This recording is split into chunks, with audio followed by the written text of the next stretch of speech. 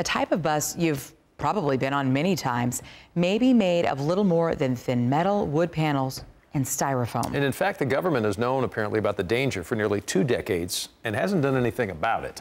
Investigator Ginger Allen now with a warning that we all need to hear tonight. Ginger?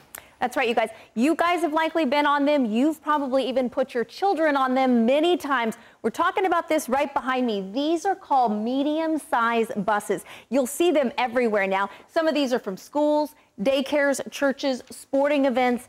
And now what you're about to see is why experts say these are so deadly.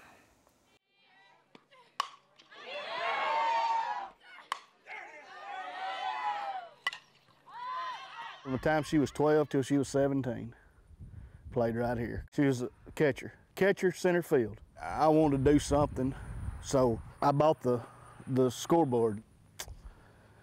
Yeah, it'd just be tough forever, I guess.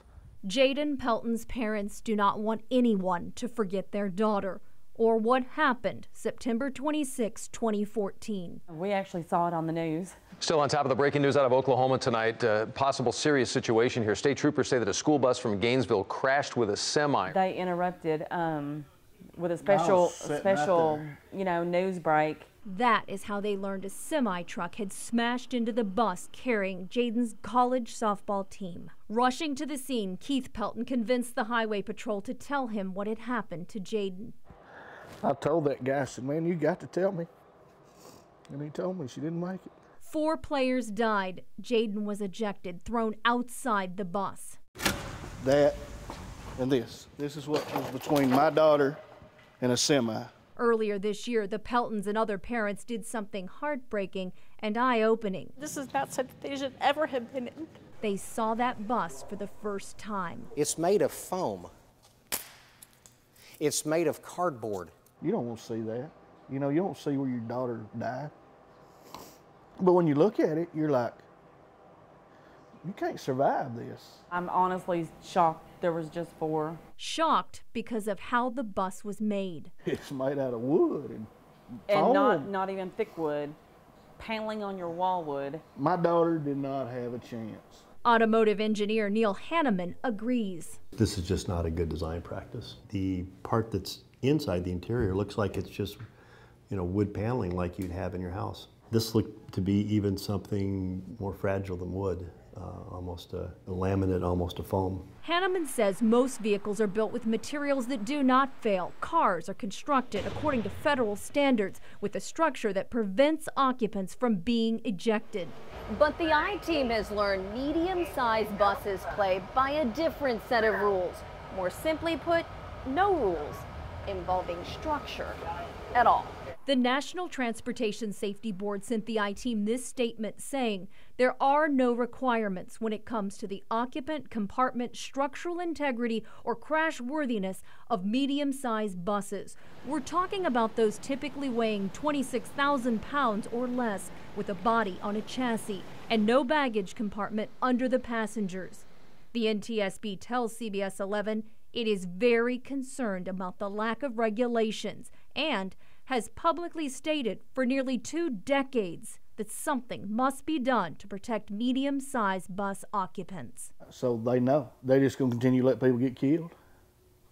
I mean, are they willing to put their families on one of those? In 2010, the NTSB chairman, Deborah Hersman, said the tragedy of this church bus accident, killing 7 in Arizona, was not that we haven't known what to do, it's that we haven't done it.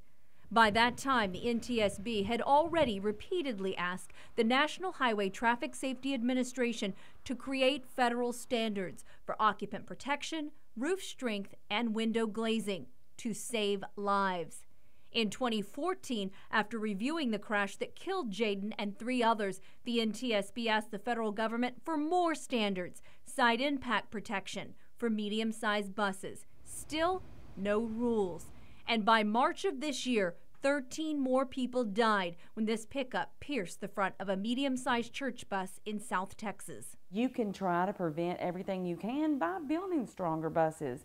Put something in there besides a sheet of paneling, some styrofoam. Would you want your child or your mother or your aunt or your uncle to be, that's what's separating you from death? 10 years ago, if they'd have changed it, some lives. Maybe my daughter would have got saved. All the Peltons say they can do now is exactly what Jaden would have wanted. Keep moving forward. Keep pushing for change. NHTSA creates the change. It sets the federal requirements. So it told us generally the annual fatality rate in medium-sized buses is significantly lower than that of larger buses, even though the annual production of these buses is 7 times greater. The agency continues to monitor field data and will consider application of safety rules to medium-sized buses if the data warrants it. Well, we all remember the story like it was yesterday with these 4 young girls. So talk to us about the rules that are in place for manufacturing when we talk about these mid-sized buses. What is in place? So as you heard, no structural requirements. Yeah. However, I do want you to know there are requirements for steering, braking, tires, lighting, exits, and also seats. Only the driver needs a seatbelt. I think it's important to point out, though, those larger motor coaches and the school buses have a whole different set of standards. I'm glad you mentioned that, but you know, there have to be a lot of people out there thinking, okay, daycare, maybe their children are in daycare, certain schools, maybe their sports teams. Right. What do they do about this? Okay, chances are those places have no idea about this, but here's what I think you should do. Go ask during the bidding process, when these vehicles were bought, did they ask for any extra safety requirements for the buses? Did the manufacturer offer that? Maybe that happened. I want you to know we reached out to the Mid-Size Bus Association, and it did tell us its members put their buses through additional safety tests. I've put information about that on our website. All right, Ginger Allen, thank you very much for doing the digging on this. I appreciate it. Thank you, Ginger.